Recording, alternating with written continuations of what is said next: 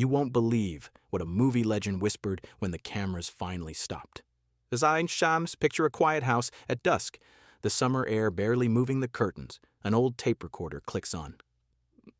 A voice, steady, tired, unafraid, begins to name the loves he was never allowed to claim in daylight. Not a scandal, not a stunt, a reckoning, a confession meant for no spotlight, just the truth. Stay with me, because the third name will make your jaw drop and the last one will break your heart in the best possible way. Before we dive in, a quick note. What you're about to hear is a dramatized retelling inspired by old Hollywood whispers and what-ifs. It's about the cost of hiding, the tenderness pressed between the lines, and a man who decided at the very end to speak for himself. Now, let's go back to that quiet room, that little red light on a recorder, and a legend finally choosing his own script. Paul Newman.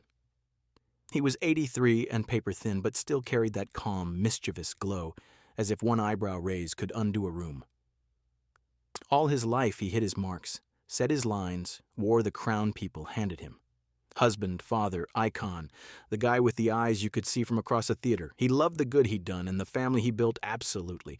But that afternoon, in the hush of his home, he wanted to say the thing nobody ever asked him to say. He wanted to speak 7 names, not to expose, not to accuse, but to honor, to put warmth back where rumor had frozen it.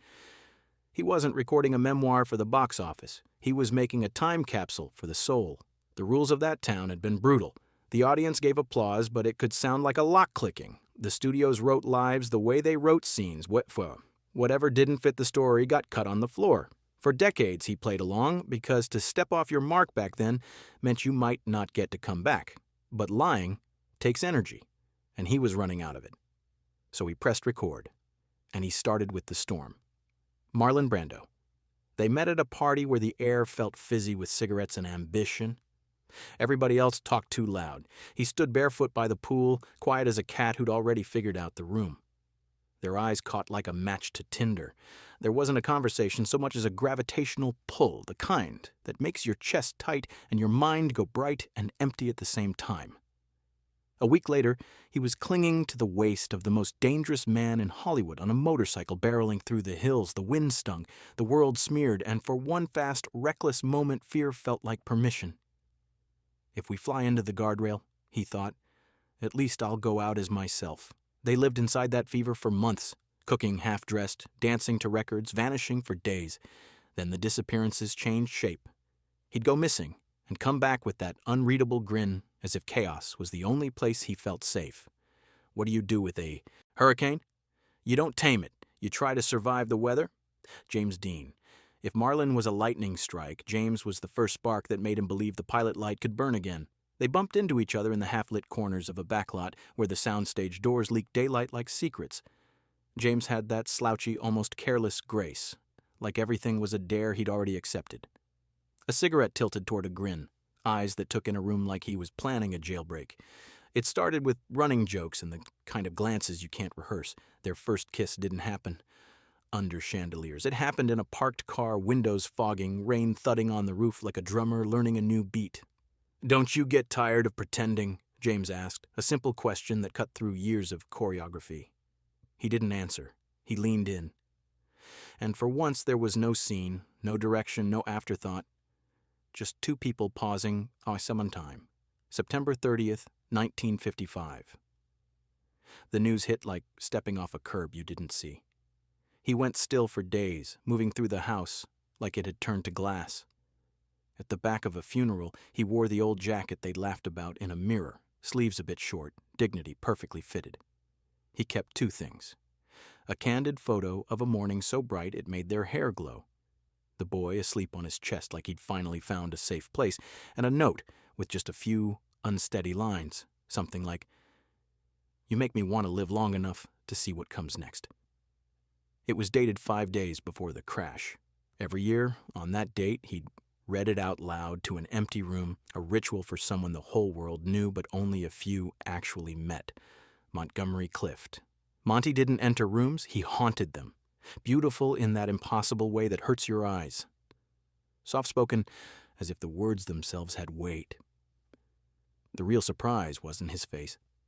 It was the ache, He'd sit at the far end of a long table like a lighthouse watching fog and the fog watching back. When they finally followed the same line to each other, there wasn't a grand opening, just a shared cigarette, a couple of songs, and a silence that felt like shelter. "Being near you is the first time I've breathed all week," Monty said on the phone days later. "No hello, no goodbye." They grew something that didn't fit easy labels, not quite lovers, not just friends, something in between, tender as a bruise. Entire weekends spent on the floor passing a book of poems back and forth, a rented cabin where nobody knew their names and the sky was a kind of confession. He didn't ask for more than Monty could give. Monty gave the most he could without falling apart.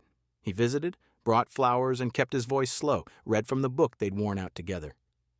Monty stared through the window like he was looking for the version of himself the world threw away. They drifted, not because they stopped caring, but because grief is a tide that drags at your ankles even when you think you're on a dry sand. Years later, the phone call ended it. Officially the heart, but the truth? He believed Monty had started dying the day it became clear that loving out loud would cost him his name.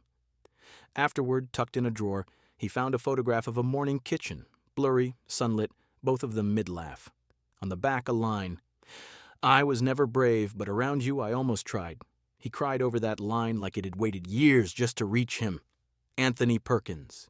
Anthony was a man who could disappear inside a role because that felt safer than being seen as himself. Polite to a fault, almost delicate, as if he could feel the temperature of a room drop when a glance lingered a beat too long. People around him were always fixing him. Stand like this, speak like that, smile wider, date her, look away faster, until the edits replaced the person. Then one rooftop conversation reset the frequency. The city below blinked like a map of other people's stories. Up there, the air felt honest. He asked questions that were too big for one night. Do we get to be happy anywhere? Is there a version of us that can walk home without counting who's watching? That night ended with two people sharing a bed like a secret. Their time wasn't fireworks. It was Morse code. Never in the same car, never in the same elevator. Checking the hallway twice, he wanted to hold him without naming it a risk. Anthony needed the rules because the rules had kept him breathing.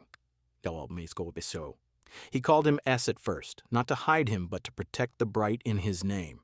Young, too young for the rules of that town, with eyes like open windows and a laugh that ran before the joke. He'd just hopped a rocket of a role, and everyone said he'd be the next big one. Off camera, he didn't know how to mute the light to a level that wouldn't set off alarms. He'd grab a wrist in public, smile for too long, say, "I missed you," in a room full of people. Not to cause trouble, just because not saying it felt wrong. The sweetness of it scared him. S made love feel like fresh air you didn't have to ration, like something you could say out loud without asking permission. He left voicemails at midnight just to talk about nothing. Slid notes under a door with little hearts and dumb jokes, made coffee too strong and then drowned it in sugar. One night across a candlelit table, hands shaking in that strange mix of pure joy and pure terror, S asked him to disappear together for a while, to breathe somewhere they could belong. He took a small box from his pocket. Not expensive, not extravagant, just a circle of intention. He didn't go to the funeral. He mailed lilies. No card, no name, just flowers for the bravest kid in a town that punished bravery. Years later, while clearing a drawer he hadn't touched in a decade, he found that little velvet box. He held the ring and whispered to a room that had learned to keep secrets.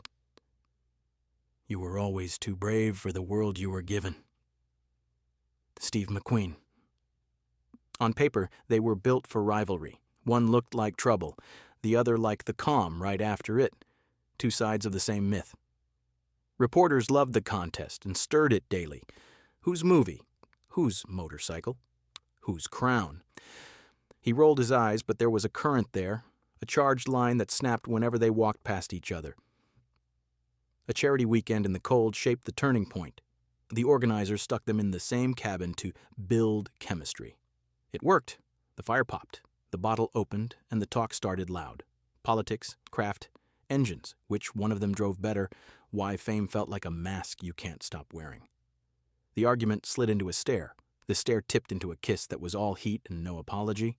Morning came with two men acting like nothing had happened, except everything had changed. On set, they were knives, sharper, brighter. People called it chemistry. The camera didn't lie. They didn't name it because naming would pin it down, and they preferred it wild. He visited the hospital and found the same defiant spark behind dimmed eyes. Steve cracked a joke about who was prettier, because even at the end, he wanted to win something. They talked about nothing and everything, the clean way men do when emotion might spill if it sits still too long. At the door, Steve handed him a small box. Inside were cufflinks he'd given him years back as a joke that wasn't a joke. "I don't know what we were," Steve said, "but I never forgot it. He never wore them. He didn't need to. Keeping them was the point. Some loves are an unfinished sentence that ends up being the truest thing you ever wrote." John Derek John was a summer story that didn't pretend to be an autumn, a rooftop, a grin, a body carved like rumor. They weren't looking for vows, just a weekend where salt played in their hair and the bed smelled like the ocean. They found a borrowed beach house where time agreed to slow down. Sun, surf, laughter that kept tripping over itself. I know. No scripts, no handlers, no past or future, just now. On the last morning, John sat at the edge of the bed looking out at the water like it had told him a joke he wasn't going to share. He turned, grinned that easy grin, and said, "Next year, we'll both be someone else." It wasn't cynical. It was honest. They bumped into each other twice after that, once across a red carpet where their eyes met like old conspirators, and once in a bookstore in West Hollywood where they reached for the same spine and started laughing. "I still remember your coffee," John said.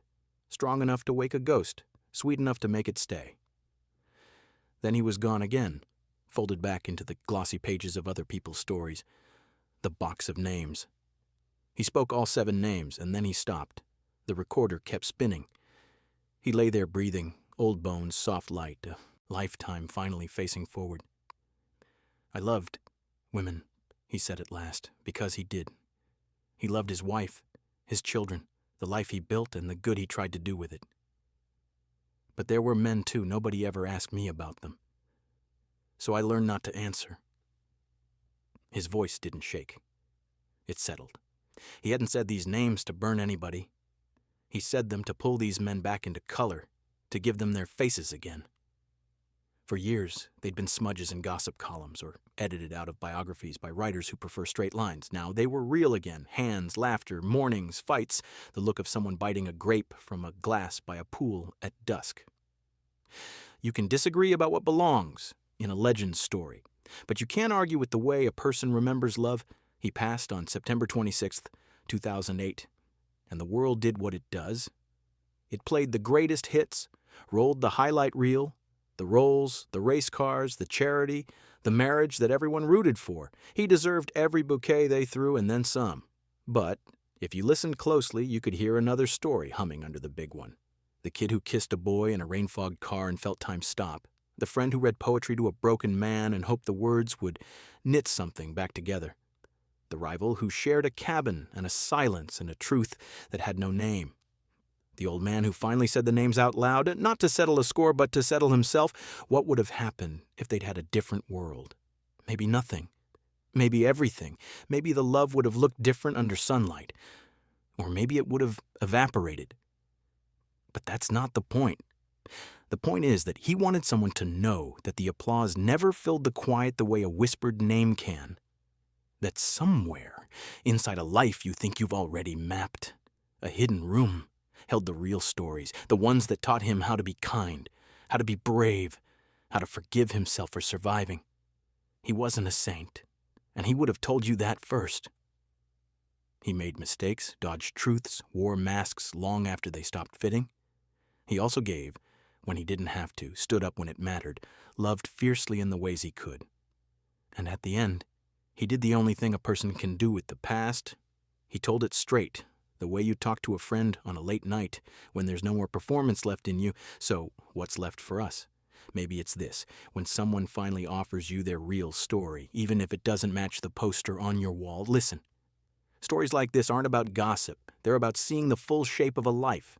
They're about honoring the people who got edited out of the credits and giving them their own line. They're about refusing to let the best part of a human being get lost in a pile of press clippings. If you stuck around to the end, you're exactly the kind of person this was meant for, the kind who cares about the truth behind the legend, the heart behind the headline.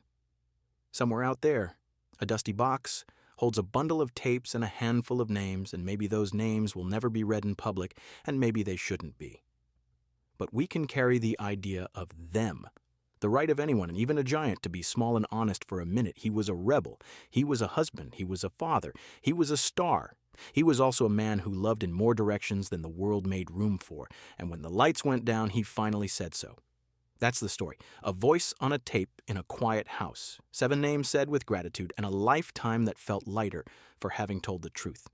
If this moved you, if it made you think about the cost of silence and the power of saying a name, drop a comment with the moment that hit you hardest. Tap like if you felt the heartbeat in this, share it with someone who loves old Hollywood, and hit subscribe so you don't miss the next time we dust off a legend and look for the human being inside. Until next time, keep listening for the stories behind the stories, and keep your heart open for the ones that finally get told.